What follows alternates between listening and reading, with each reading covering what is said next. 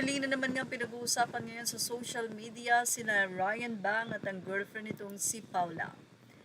Naispatan kasi si Ryan Bang sa coffee shop ng kanyang di umano ay girlfriend or ex-fiancé matapos mapabalita na naghiwalay na nga ang dalawa.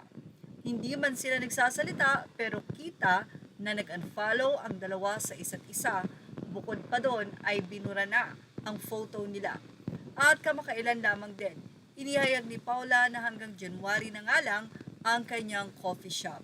Dahil sa nangyari, ayon sa balita, naispatan nga si Ryan Bang sa coffee shop ni Paula at doon ay may dala-dala itong bulaklak.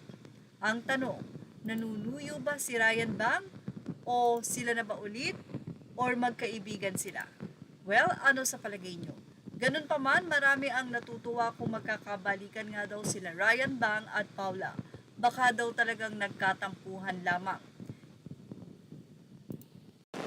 Actually, sa video, makikita nyo na after bigyan ng bulaklak ni Ryan Bang, itong si Paula, ay tila tinulungan niya ang ex-girlfriend or ex-fiancé na magtinda ng kape.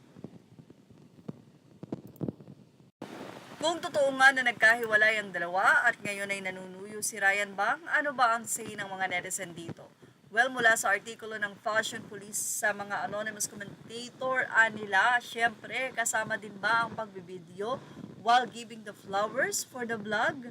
Yun nga, so awkward for Miss Paula. Ryan loves to insert himself sa situation na hindi naman siya need, just like his co-host sa IS. Business partner sila dyan, so andyan si Ryan. Anong mali? Tinatapos na lang nila yung commitments bago isara. Yun ang post ng Shesta Horchata. They're not partners. Nag-rent lang si Paula sa building. Cloud is one hell of a drug. Mga negatron in the comment section. We don't know the full story, so let's just happy. Dahil mukhang happy din naman sila. Your unsolicited opinions are not welcome. Kring at its finesse. Red flag talaga tong si Koreanong to. Sabi nga, wag i-judge. Baka naman talagang tinatapos lang nila yung commitment dahil partners nga daw sila doon sa coffee shop. Pero ayon nga sa isang netizen, hindi sila partners. Ito ay pagmamayari lamang ni Paula. At kung all is well na nga ba sa dalawa, masaya itong balita na mukhang magkakatuluyan. Ano kaya? Well, antayin na lang po natin ang mga susunod na kabanata dahil wala namang naging pag-amin sa kanilang dalawa na sila ay hiwalay na matapos ang ilang buwan ng kanilang pagiging engaged. At yan ang ating showbiz top update. Images are all credit to the rightful owners. Please like, share, and subscribe.